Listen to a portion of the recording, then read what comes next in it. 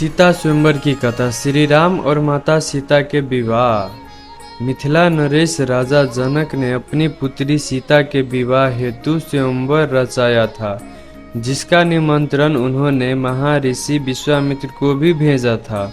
उस समय श्री राम और लक्ष्मण ऋषि विश्वामित्र के साथ उनके आश्रम में थे, इसीलिए उन्होंने सोचा कि श्री राम लक्ष्मण को भी मिथिला में उनके साथ चलना चाहिए। उसके बाद ऋषि विश्वामित्र राम और लक्ष्मण के साथ मिथिला नगर में पहुंचते हैं, जहां पर राजा जनक अतिथि के रूप में उनका स्वागत करते हैं। राजा जनक ऋषि विश्वामित्र को कहते हैं कि उन्हें अति प्रसन्नता हुई है कि आप हमारे नगर में मेरी पुत्री सीता को विवाह के लिए आशीर्वाद देने आए हैं। अगले दिन राजा जनक के महल में दरबार लगता है, जिसमें देवी सीता का स्वयंवर रचाया गया था। देवी सीता के स्वयंवर में एक से एक महाभट राजा और महाराजा आए हुए थे। देवी सीता जैसी सुंदर नारी को पत्नी के रूप में पाने के लिए मनुष्य ही नहीं बल्कि कई देव तथा असुर भी मानव रूप धारण करके स्वयंवर में आए थे, तथा दरबार के मध्य में भगवान शिव का पिनाक धनुष रखा होता है। ऋषि विश्वामित्र के साथ श्री राम और लक्ष्मण भी स्वयंवर में दरबार में पहुंचते हैं। मान राजाओं के आ जाने के बाद राजा जनक उन्हें संबोधित करते हुए कहते हैं। राजा जनक सभी को की शर्त बताते हुए कहते हैं, आप सभी राजाओं का मेरी पुत्री सीता के स्वयंवर में स्वागत है। आज इस स्वयंवर को जीतने की शर्त ये है कि जो भी महारथी सामने रखे भगवान शिव के पिनाक धनुष को उठाकर उस पर प्रत्यान चढ़ाएगा, उसी से मेरी पुत्री सीता का विवाह संपन्न होगा।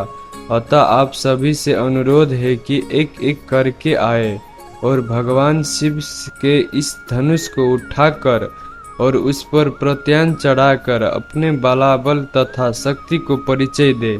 राजा जनक की ये घोषणा सुनकर सभी राजा एक एक करके आते हैं और धनुष को उठाने का प्रयास करते हैं, लेकिन भगवान शिव के उस धनुष को उठाना या प्रत्यान चढ़ाना तो दूर, कोई भी राजा महाराजा उस धनुष को हिला तक नहीं पाया। बहुत समय बीत जाने के बाद भी जब कोई राजा उस धनुष को हिला नहीं पाया तो महाराजा जनक को क्रोध आ गया। उन्हें लगने लगा कि कोई भी इस शिव धनुष को उठा नहीं पाएगा और उसकी पुत्री सीता अविवाहित रही जाएगी। यही सोचकर उन्होंने वो उपस्थिति सभी राजाओं की निंदा करने शुरू कर दी कि उनमें से कोई भी लायक पुरुष नहीं है जो शिव धनुष का उठा सके। राजा जनक की ऐसी अपमानजनक बातें सुनकर लक्ष्मण जी को क्रोध आ जाते हैं और वो इसे श्री राम तथा रघुकुल का अपमान समझते हैं। लक्ष्मण जी राजा जनक को ललकारने लगते हैं कि वो इनके तथा श्री राम सभा में होते हुए पूरी सभा को अयोग्य कैसे कह सकते हैं। तब ऋषि विश्वामित्र ने लक्ष्मण जी को शांत कराया और श्री राम को धनुष पर प्रत्यान चढ़ाने के लिए बोला। श्री राम विनम्र भाव से ऋषि विश्वामित्र जी को प्रणाम करके शिव धनुष की तरफ बढ़ते हैं, तो वो पर उपस्थिति राजा उनका उपहास करना लगते हैं, क्योंकि कहा जाता है कि उस समय भगवान राम की आयु लगभग 16 से 17 वर्ष की थी। इसीलिए वहां उपस्थिति सभी राजा उन्हें लो अब चिड़िया पहाड़ उठाने को चली है बोलकर उनका उपहास उड़ा रहे थे।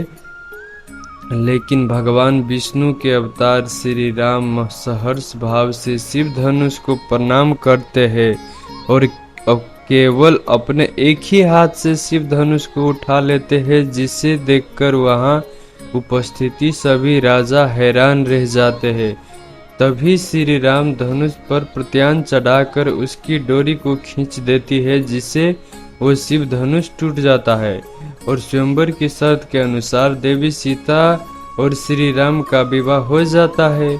माता सीता श्री राम को वरमाला पहनाना देती है, श्री राम को अपने पति के रूप में स्वीकार करती है। ये देखकर राजा जनक तथा उनके परिवार जनक खुशी की कोई सीमा नहीं रहती। तब राजा जनक ऋषि विश्वामित्र को बधाई देते हुए उनका अभिनंदन करते हैं तथा श्री राम और देवी सीता के विवाह के आगे के कार्यक्रम बारे में पूछते हैं।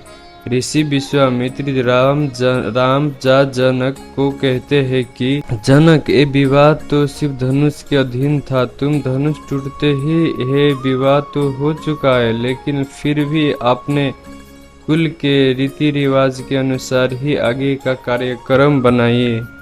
ऋषि विश्वामित्र को कहने पर जनकपुरी से राजा दशरथ के पास संदेश भेजा जाता है तथा उसके बाद दोनों परिवार के द्वारा विचार करके राजा दशरथ के चारों पुत्रों का विवाह राजा जनक की चारों पुत्रियों से निश्चित कर दिया जाता है, जिसमें श्री राम के साथ देवी सीता, भरत के साथ मंदिदी, लक्ष्मण के साथ उर्मिला तथा शत्रुघ्न के साथ श्रुति कृति का शुभ विवाह संपन्न किया जाता है।